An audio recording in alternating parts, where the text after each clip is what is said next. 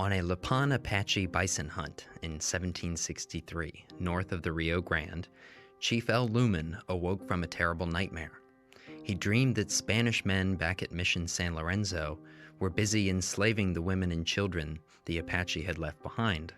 The missionaries blamed Satan, saying that he no doubt wanted to provoke an Apache rebellion, led by their spiritual sorcerers. The spirits warned against concentrating the Apache population for murder and conquest at the missions, extinction by baptism.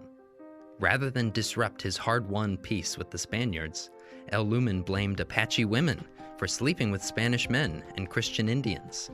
The Lipan abandoned San Lorenzo, taking with them a piece of the Spanish Empire.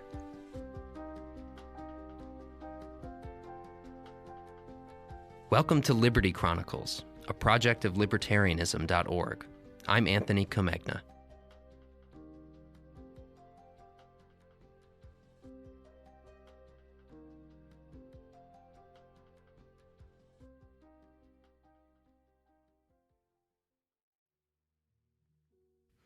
Spanish America might look imposing on a map, but it was really part of an empire in name only. Spanish power was actually limited to local acts of terrorism and shifting, pretty tenuous alliances with the native power brokers, mainly on the coast. Spanish America's slow expansion of the frontier zone only happened mission by mission over many years. The mission complexes, or mission presidio complexes, were designed to combine the functions of church and state into a single building. The outside consisted of a defensive wall, and on the inside there was mainly a church, military barracks, and other government-type buildings. The church's purpose was to convert as many Indians as possible, and the military building's purpose was to project Spanish power and authority into the countryside. But out there, and even inside the missions, the Indians really held the balance of power. Spanish authorities were unable to control either mission culture or the powerful native groups out there spread across the countryside. For 3 centuries, missionaries and their allied military companies slowly expanded the frontier zone, but they never really controlled it. Spaniards and indigenous people shared no common languages. There were rarely even interpreters on the frontier, and even their symbolic speech drew on entirely different sets of cultural meaning. They could not understand one another, even in the best of circumstances. When Indians brought women and children with them to diplomatic negotiations, they meant it as a sign of peace and goodwill. The Spaniards thought this was basically barbaric and dangerous. They thought the protected sex should stay as far away from a war zone as possible. But in Indian societies, women were really the key connective tissues.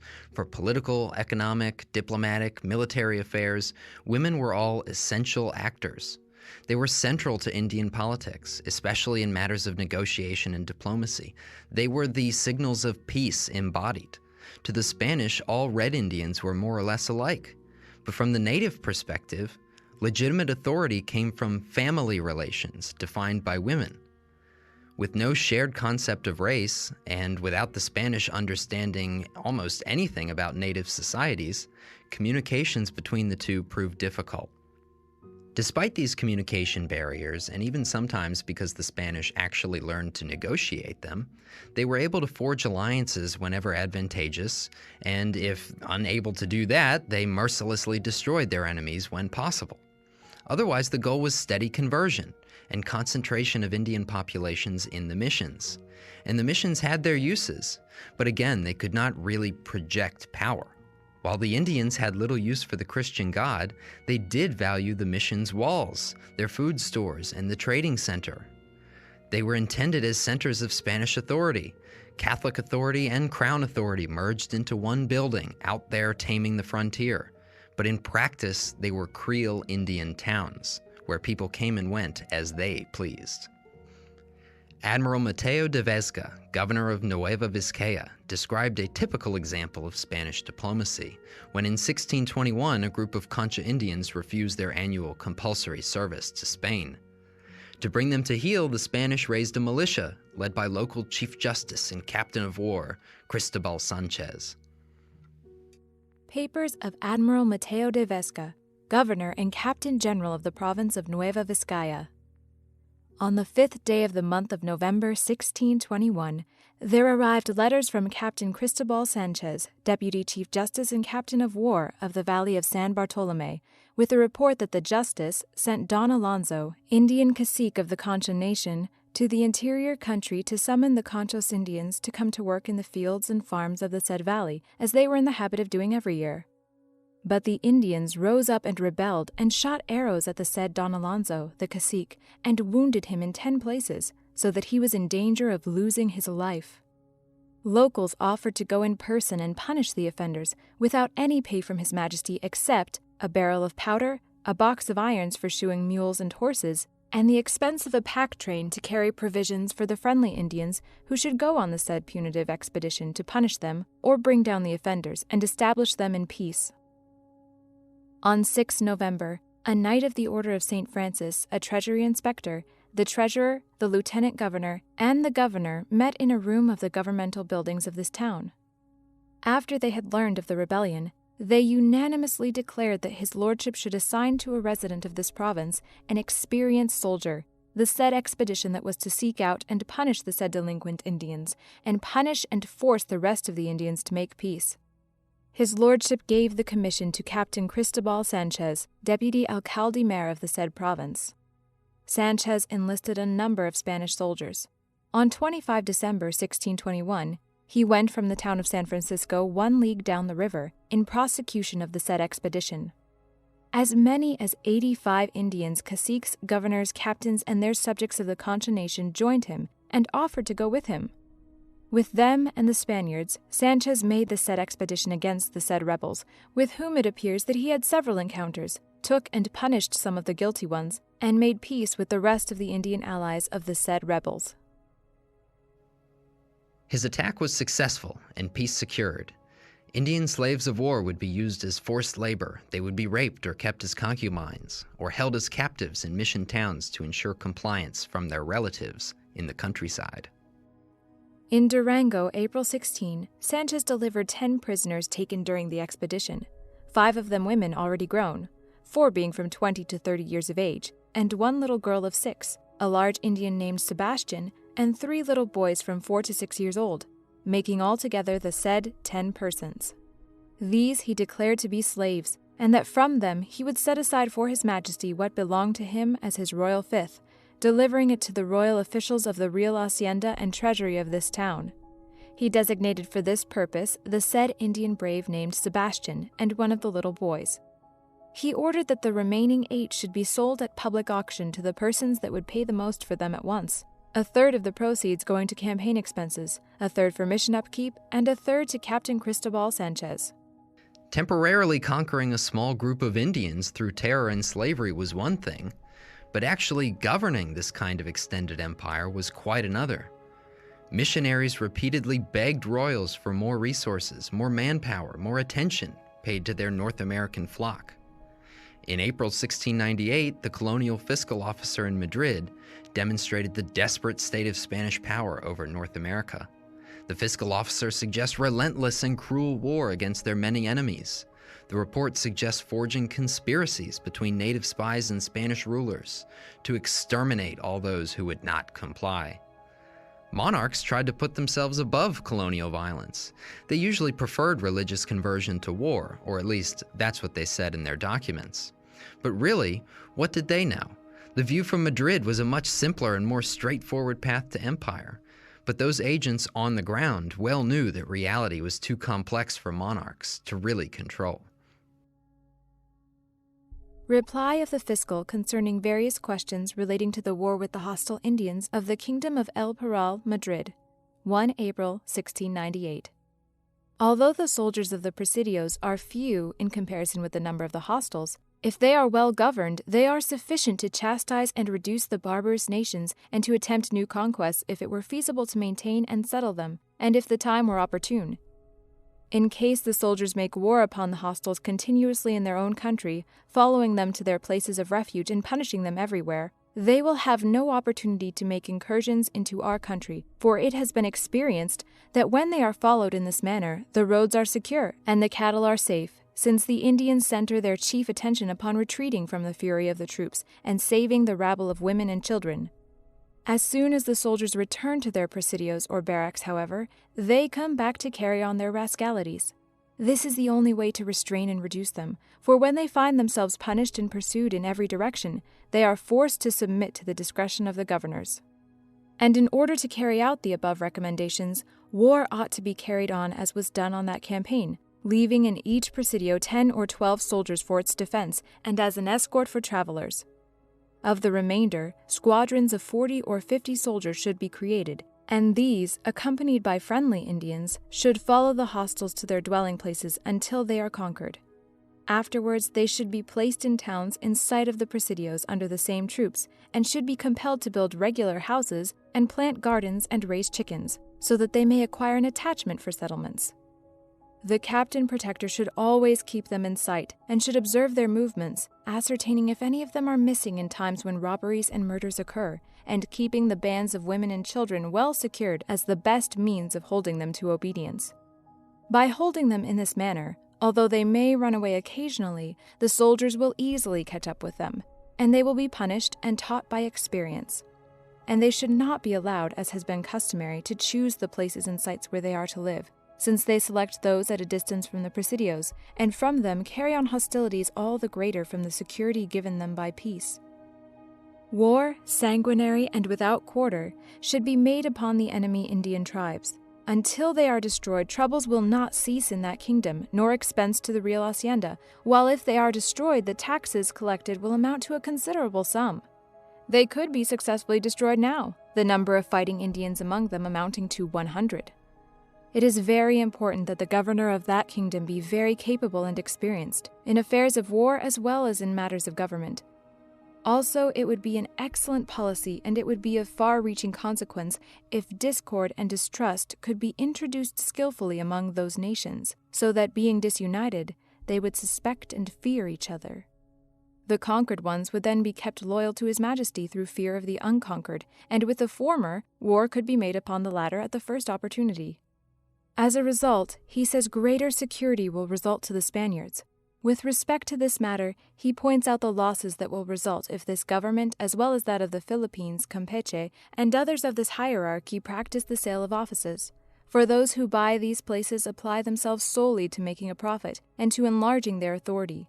They name and give places, which they have no right to do, to persons who have only had experience as merchants and no military experience. From this, they say that various disputes originate between the captains of the presidios and this type of person, which the governors are in the habit of naming as lieutenants, for the latter try to interfere and give orders to the captains, who do not approve. Christian Indians were actually pretty rare, and only those few who adopted Spanish culture lived in missions for very long. Pretty much everyone else came and went as they pleased, temporarily rejoining the networks of kin that actually governed Texas. And without Indian cooperation, the missions vanished and the Spanish frontier receded. In contrast to these slowly dying mission towns, there were the new Indian republics, the Rancheria Grandes. The Spanish called any unusually large native encampment a Rancheria Grande, but properly speaking, they included many different Indian groups living together in the same encampment, providing safety for refugees. In the early 18th century, though, some smaller Rancheria Grandes often depended upon the Spanish for protection. First, there were the Apaches, who armed themselves with French weapons and horses from Louisiana. The Apaches wreaked enough havoc to make a legendary name for themselves in Spanish history, but they were soon surpassed by the Wichitas and Comanches from further north. By mid-century, these newcomers also armed themselves with French weapons. The Comanches attacked the Apaches from the north, hedging them in closer against the Spanish forts to the south. Pressed by the new Comanche rivals, the Apaches invaded and pillaged Spanish lands. To the Spanish, the Apaches were the enemy of humanity, full of irrational bloodlust. But for over 60 years at Mission Valero, only 15 of the over 1,000 deaths were listed as committed by Apache raiders. Spanish forces responded to virtually any frontier violence by putting together their own raiding party to steal women from Apache rancherias. Again, for the Apaches, women were essential economic and political actors. For the Spanish, these women were captives of war and perfect pawns to secure peace. The Apaches were pinned between the Great Plains' new power, Comancheria, and the Spaniards closer to the coast. But the Comanches thought the Spanish and Apaches were already allies. Why else would Apaches live so close to the mission complexes? The Apaches aided this misconception by leaving Spanish-made goods like shoes at the site of a raid against the Comanches. They wanted to signal that they had powerful allies and the Comanches better let up. They didn't.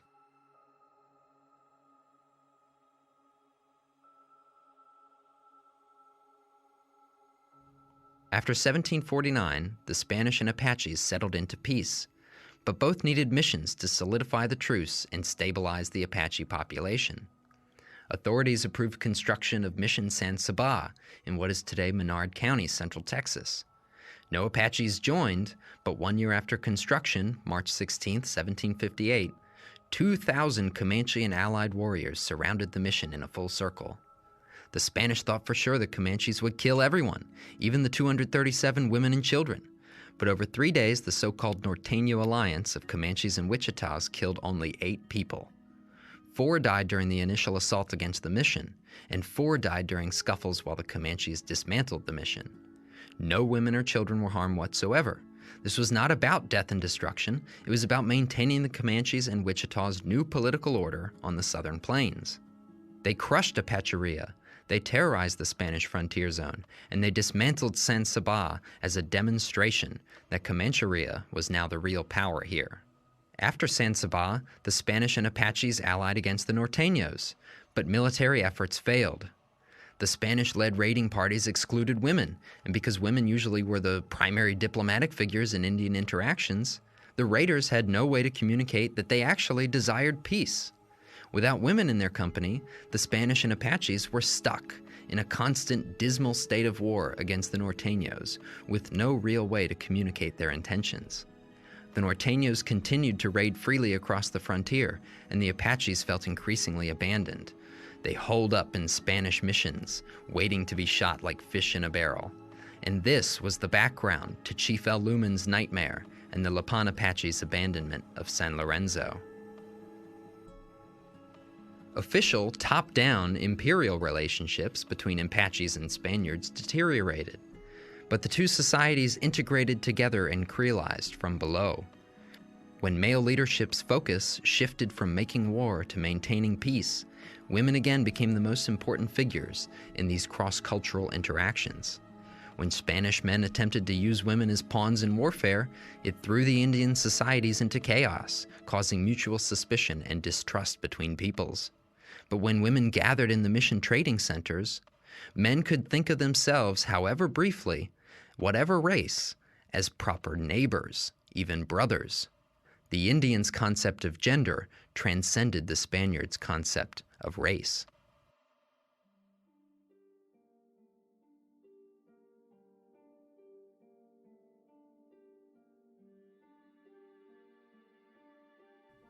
After 3 centuries of empire, the Spanish still did not really control their portion of the continent. Texas was a long way from Boston, and its story did not begin and end with conquistadors. In Spanish Texas, conquest was incomplete because natives wielded the balance of power. When the Spanish left, the Comanches, the Caddos, the Lipan Apaches, and others negotiated directly with the Mexican government. With the Europeans out of the way, the Comanches pursued their own imperial ambitions. By the mid-19th century, though, the Americans arrived. They lumped all natives into the racial category Red Indians, and unlike the Spanish or Mexicans, the U.S. could enforce its will with relative ease. Comancheria and the Rancheria Grandes disappeared. We're left to wonder, what if these indigenous creolizing societies had just been left alone?